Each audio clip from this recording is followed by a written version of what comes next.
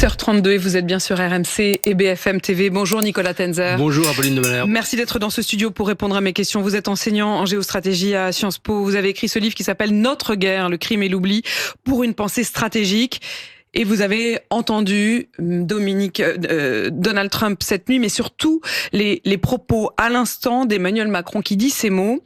Nous sommes dans un temps de grande incertitude et c'est comme cela qu'il justifie le fait de s'adresser aux Français ce soir à 20h. Ce temps de grande incertitude, j'aimerais qu'on commence à le décrypter avec vous. D'abord par ce qu'il s'est dit cette nuit. Donald Trump qui s'est donc adressé aux Américains, discours à la Chambre des représentants. Il dit avoir reçu une lettre de Volodymyr Zelensky. Il est dit dans cette lettre, dit Donald Trump, l'Ukraine est prête à s'asseoir à la table des négociations dès que possible pour revenir à une paix durable. Personne ne souhaite la paix plus que les Ukrainiens. Voilà ce que dit le président américain, lisant la lettre donc de Volodymyr Zelensky. Il assure également que l'accord sur les minerais pourrait être signé. Est-ce que ça veut dire que c'est une forme au moins de reprise du dialogue, peut-être même de réconciliation? Alors, en tout cas, le président Zelensky l'a dit clairement, il ne souhaite pas rompre les ponts avec la Maison-Blanche. Quant à ce qu'il a dit dans cette lettre, c'est-à-dire que les Ukrainiens étaient prêts à discuter, que de toute manière, ils étaient ouverts à la paix, par définition, qu'il la souhaitait avant tout, c'est quelque chose qu'il dit depuis plusieurs mois. Donc ce n'est absolument pas nouveau.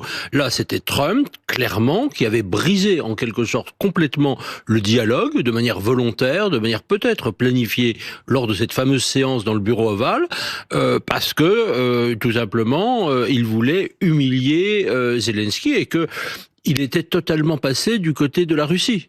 Et on a d'ailleurs compris, et vous allez revenir aussi sur cette question d'un changement peut-être d'alliance, mais Nicolas Tenzer, on entend dans le discours de cette nuit de Donald Trump le fait qu'il s'adresse d'abord aux Américains, et d'ailleurs il met beaucoup de temps avant d'évoquer la question de l'Ukraine.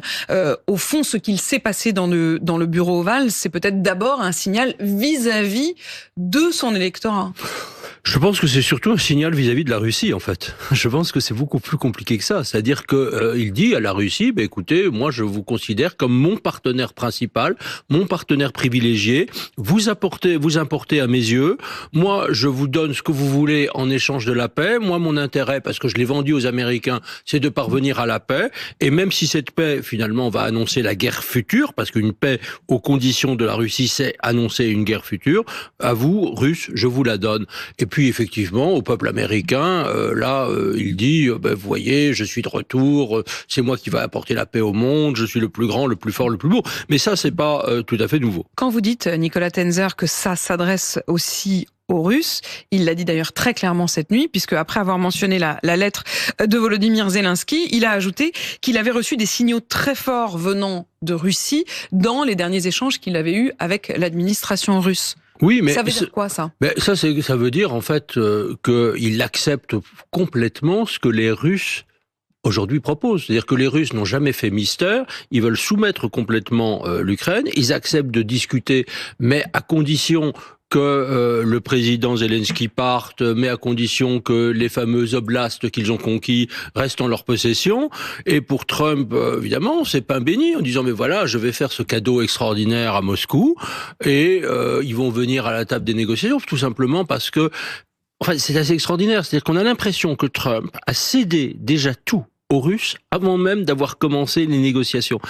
Là, qu'est-ce qu'il a fait depuis plusieurs jours, et y compris encore dans le bureau ovale? Il a dit à l'Ukraine, vous devez faire ci, vous devez faire cela, je veux ceci de vous. Est-ce qu'il a fait la même chose avec les Russes? Est-ce qu'il a demandé publiquement à Vladimir Poutine, écoutez, maintenant, vous allez me céder ceci, vous allez retirer une partie de votre troupe? Non. C'est-à-dire qu'aujourd'hui, Trump joue du côté de la Russie pour demander à l'Ukraine toutes les concessions possibles, mais il n'a jamais demandé à Moscou la moindre concession. Et on va revenir aussi sur les conséquences pour l'Europe, pour la France, mais quand il dit l'Ukraine est prête à s'asseoir à la table des négociations et à signer l'accord sur les minerais. Dans le même temps, Volodymyr Zelensky parle de cette trêve aérienne et maritime avec la Russie pour initier les discussions pour une paix durable. Est-ce que lorsqu'il parle de cette trêve-là, c'est la même chose dont parlent Emmanuel Macron et le Premier ministre britannique? Oui, on peut penser. D'ailleurs, sachant qu'il y a même encore aujourd'hui des petites divergences apparemment entre Emmanuel Macron et Keir Starmer sur la question, malgré tout, de la trêve. Mais effectivement, je pense que c'est clairement ce que dit aujourd'hui Volodymyr Zelensky en disant, voilà, si aujourd'hui on a un cessez-le-feu qui est respecté par la Russie, mais c'est aussi un test vis-à-vis de la Russie. Est-ce que la Russie va véritablement accepter un cessez-le-feu? Moi, je suis prêt. C'est-à-dire que le président Zelensky n'est pas le fauteur de guerre. Parce que cette guerre, elle a été déclenchée de manière unilatérale par l'agresseur, par la Russie. Voilà, les choses sont claires là-dessus. Et lui, il dit, mais écoutez, si on arrête la guerre, moi je suis pour. Mais aujourd'hui, est-ce que l'ennemi véritablement le veut? Et l'ennemi ne le veut pas. Donc il se met dans une position. D'un mois, c'est au fond une sorte à la fois de main tendue, mais presque de dire, est-ce que vous êtes prêt à respecter cela? Oui, c'est une sorte de test. C'est une sorte de test, mais pour l'instant, effectivement, rien n'indique qu'ils sont prêts. Alors, il y a aussi, malgré tout, un problème côté ukrainien, c'est qu'aujourd'hui, l'Ukraine marque un certain nombre de points. C'est-à-dire que si vous avez une trêve de trop longue durée, tout ce que fait l'Ukraine avec une grande efficacité, c'est-à-dire frapper des dépôts de munitions, frapper des nœuds logistiques, frapper des dépôts pétroliers, cessera. Or, aujourd'hui, c'est très intéressant de voir que les Russes sont en quelque sorte stoppés. Alors, je ne suis pas en train de dire l'Ukraine a gagné la guerre. Non, la situation est très difficile, bien sûr, sur le front. Mais il marque des points importants. Et une trêve, c'est évidemment des deux côtés. Nicolas Tenzer, lorsque Donald Trump, cette nuit, dit « J'ai reçu cette importante lettre de Volodymyr Zelensky », ce ne sont pas des excuses, ce qu'il voulait, ce qu'il demandait de Volodymyr Zelensky, mais c'est tout de même dire « Volodymyr Zelensky revient vers moi ». Oui, c'est ça. C'est-à-dire qu'en fait, il le présente comme une sorte de gain politique, disant voilà, je l'ai engueulé en gros le vendredi lors de la rencontre, en plus je l'ai fait publiquement, et maintenant d'ailleurs ça marche, vous voyez, je suis le plus fort, je suis le maître du deal, donc je sais comment, voilà. Et Volodymyr Zelensky a très bien compris cela. C'est-à-dire qu'il comprend aussi que à certains moments... Il l'a compris à ses dépens. Voilà, il a compris à ses dépens. Il fait semblant. Mais encore une fois, quand on regarde le fond de ce que dit le président Zelensky encore maintenant, il y a malgré tout des choses, et heureusement, qui ne sont pas négociables.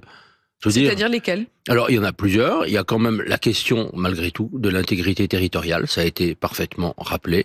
Il y a la question du retour des enfants déportés. Plus de 30 000 enfants déportés, russifiés, ce qui est un crime de génocide en vertu de la Convention du 9 décembre 1948 en Russie. Donc ça, c'est quand même quelque chose d'assez invraisemblable. Le retour des prisonniers politiques. Et quand même, il y a aussi d'autres sujets qui ont été évoqués par le président Zelensky régulièrement. La punition des crimes de guerre contre l'humanité, de génocide, d'agression qui ont été commis par les Russes. Il y a la question du paiement des réparations. Et aujourd'hui, il n'est pas question que le président Zelensky et que l'Ukraine, parce qu'il ne serait pas suivi par son peuple, cède sur tous ces points.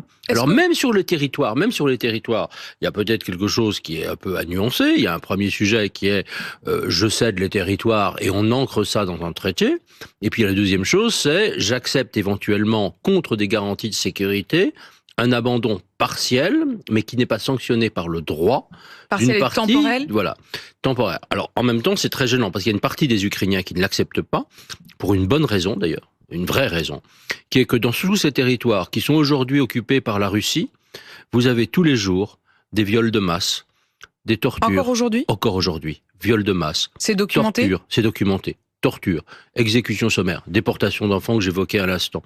C'est ça la réalité. Et que si on dit à Vladimir Poutine, vous pouvez garder ces territoires, ça veut dire que nous, Européens, dirigeants occidentaux, nous lui donnons un pouvoir de tuer, de continuer à tuer. C'est cette réalité-là, je pense qu'il faut quand même percevoir. Les gens, ils parlent de territoires, vous savez, comme si c'était des entités géopolitiques abstraites. Dans ces territoires, vous avez une réalité, et la réalité, ce sont ces personnes qui sont régulièrement massacrées.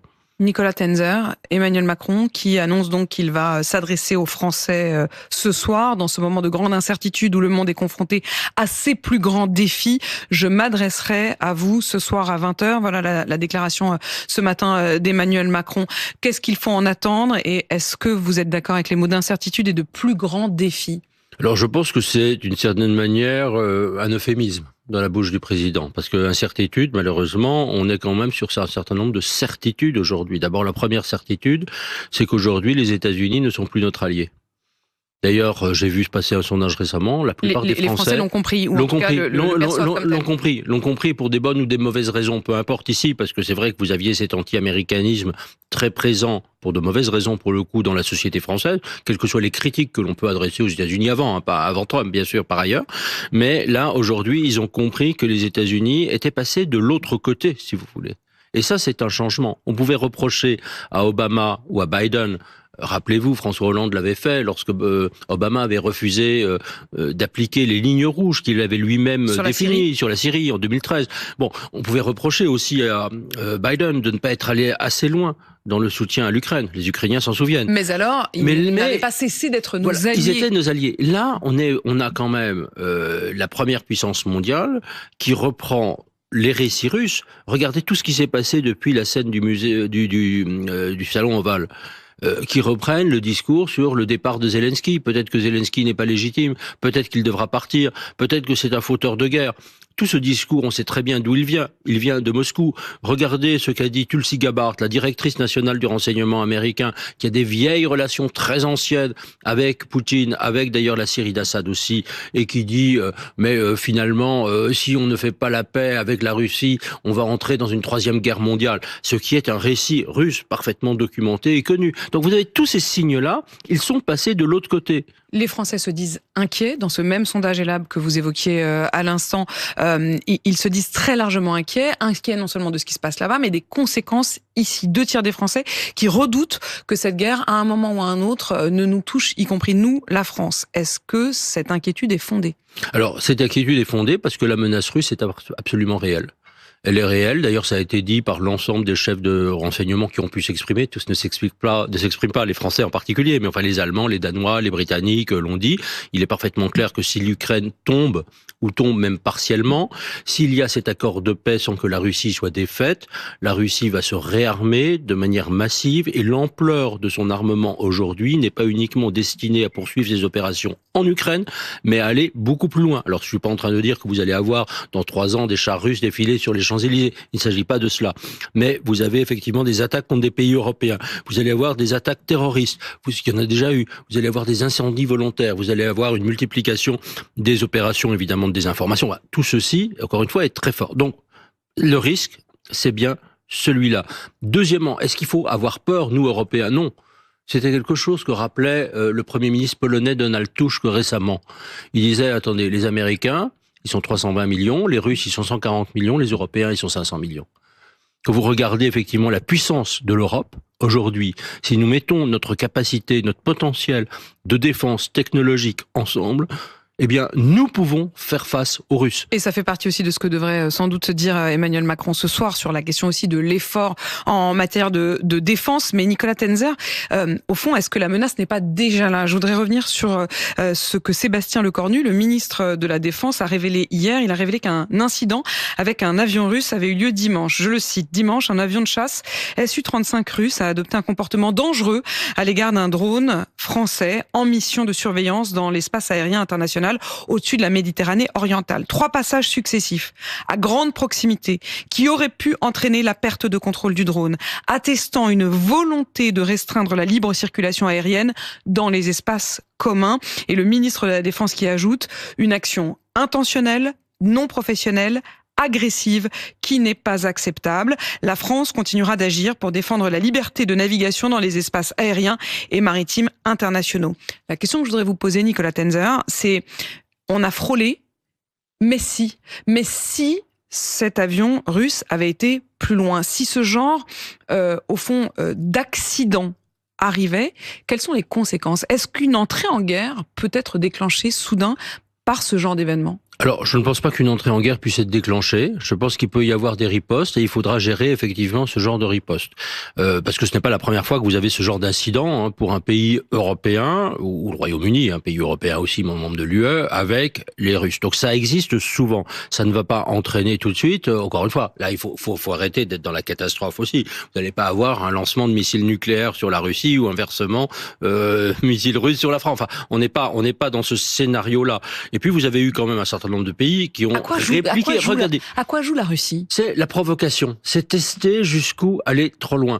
Mais vous savez, il y a un pays qui l'avait bien compris, c'est la Turquie, pays membre de l'OTAN en 2015.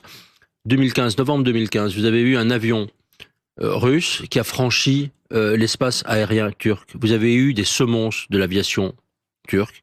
L'avion n'a pas répondu. L'avion a été abattu. Les Russes n'ont jamais recommencé. Donc, au fond, c'est effectivement ce genre de provocation qui se passe en ce moment. Voilà, vous évoquez l'OTAN à l'instant, Nicolas Tenzer. Est-ce que l'OTAN est encore une réalité ? Alors oui, aujourd'hui c'est une réalité. Est-ce que demain ça le sera ? C'est la question se pose. Est-ce qu'on peut imaginer une OTAN sans les États-Unis ? C'est-à-dire que si les États-Unis soit se retirent, soit sans se retirer officiellement, diminuent de manière drastique leurs moyens ? Ma réponse est clairement oui, ça va être beaucoup plus difficile, il faudra complètement réorganiser. Il y a un vrai sujet notamment de renseignement militaire, notamment satellitaire. Mais il faut anticiper cette question-là. Mais il faut absolument l'anticiper. Mais oui, il faut l'anticiper. Mais surtout, ce que il faut dire quand même aux Français, c'est qu'il n'y a pas de raison non plus d'avoir peur. C'est-à-dire qu'il faut regarder la réalité de la guerre. Il faut s'y préparer. Il va falloir armer massivement, trouver toutes les ressources. Quand Ursula von der Leyen parle de 800 milliards d'euros pour renforcer la défense de l'Europe, ça représente quoi ? Est-ce que c'est à la hauteur, à vos yeux, d'une défense européenne si l'on est seul ? Alors 800 milliards dans l'immédiat, oui, bien sûr. Je veux dire, quand même, ça va permettre. Alors après, il y a des tas de sujets qu'on n'a pas le temps d'aborder, qui sont d'organisation, qui fait quoi, comment on fait plus d'achats européens, à quelle vitesse nous allons. Mais je pense qu'aujourd'hui, il faut aller surtout très vite. C'est-à-dire qu'il y a une véritable nécessité. D'ailleurs, c'était quelque chose que le chef de l'État avait abordé en juin 2022 déjà à Eurosatory, c'est passer en économie de guerre. Aucun pays européen ne l'est à proprement parler, parce que il y a des mesures guerre, au minimum. Ah oui, effort de guerre. C'est ce qu'il pourrait annoncer ce soir, Emmanuel Macron. Bien sûr, effort de guerre considérable. Avec des conséquences aussi pour l'économie française, pour les choix, les arbitrages. Mais avec les choix et les arbitrages, oui, mais il y a derrière d'autres sujets. Il y a la mobilisation de l'épargne qui existe, mais mobilisation de l'épargne qui va être, il faut dire, on n'est pas en train de piquer. On n'est pas en train de piquer aussi. Parce qu'il y a beaucoup de désinformation là-dessus. On n'est pas en train de dire, on va piquer l'argent des Français. C'est au contraire une épargne qui va remporter. Regardez, par exemple, si on fait véritablement un effort de guerre sérieux, l'atout pour l'Europe, pour la France notamment, va être considérable. C'est-à-dire investir massivement dans la défense, dans la technologie, comme l'ont fait les États-Unis, avec leur agence de financement de la défense et de recherche pour la défense, la DARPA, en 1960. Ça a eu des conséquences considérables sur la primauté technologique américaine. Et là, l'Europe, rappelez-vous le rapport Draghi qui pointait les retards que nous avions en matière de technologie d'innovation. Eh bien, aujourd'hui, si on investit aussi massivement dans la défense, parce qu'on n'a pas le choix. Mais ça aussi va avoir des effets sur notre économie, sur l'emploi, sur la compétitivité des pays européens et notamment de la France considérable. Donc ce n'est pas un mauvais investissement. Encore deux questions, Nicolas Tenzer, sur la dissuasion nucléaire et sur l'ONU. La dissuasion nucléaire d'abord. Emmanuel Macron a dit qu'il n'était pas question d'un partage de la dissuasion nucléaire ou du bouton de décision nucléaire, mais on voit bien que ça commence à devenir un enjeu de débat au sein de la politique française. Nicolas Tenzer, la dissuasion nucléaire française, elle a toujours eu vocation à aider nos voisins. Absolument. D'ailleurs, ça n'est pas nouveau. Le discours du général de Gaulle de 1964, le général de Gaulle était parfaitement clair là-dessus. Il parlait surtout de l'Allemagne. Après, vous avez eu d'autres discours du président Giscard d'Estaing, du président Hollande, du président Chirac. Enfin, l'ensemble des chefs d'État et de gouvernement qui ont dit clairement que si un voisin européen était attaqué, eh bien, nous serions amenés à le considérer comme une attaque contre nous. Mais ça ne veut pas dire non plus, parce qu'il faut qu'il y ait cette ambiguïté stratégique. Toute la dissuasion est fondée là-dessus. Sur cette ambiguïté. Voilà. Et on ne sait pas exactement comment on va répondre. Maintenant, les faux débats sur le partage de la clé, excusez-moi, c'est du grand n'importe quoi. Nicolas Tenzer, l'ONU est complètement hors jeu. Oui, malheureusement. Oui, parce que d'abord l'ONU, le Conseil de sécurité de l'ONU, disons nous étions à un certain moment 3 contre 2, maintenant nous sommes 2 contre 3. Si on prend les 5 membres permanents que vous connaissez, France, Royaume-Uni, États-Unis, Russie, Chine, bon voilà, on est dans un autre domaine. Deuxièmement, aujourd'hui, ce n'est pas le Conseil de sécurité. Personne ne pense même à demander l'organisation en urgence d'un Conseil de sécurité. Non, mais je veux dire, ça sert à rien, parce que vous avez de toute manière le veto russe, vous avez le veto chinois, maintenant vous pouvez avoir le veto américain aussi sur toutes les résolutions démocratiques. Alors ça ne veut pas dire que par ailleurs vous n'ayez pas aussi toutes les organisations qui dépendent de l'ONU, les organisations techniques, l'organisation, le programme des Nations Unies pour le développement. Vous avez la Banque mondiale, dont les États-Unis d'ailleurs viennent de se retirer. Vous avez l'UNICEF, vous avez la FAO. Toutes ces organisations techniques, mais qui aident au développement du monde, à protéger notre santé, à protéger la sécurité alimentaire d'un grand nombre de pays, celle-ci, heureusement, elle demeure. Donc l'ONU, c'est pas que le Conseil de sécurité non plus. Merci Nicolas Tenzer, enseignant en géostratégique à Sciences Po. Je rappelle le titre de votre dernier livre, Notre guerre, le crime et l'oubli. Il est 8h52 sur RMC BFM TV.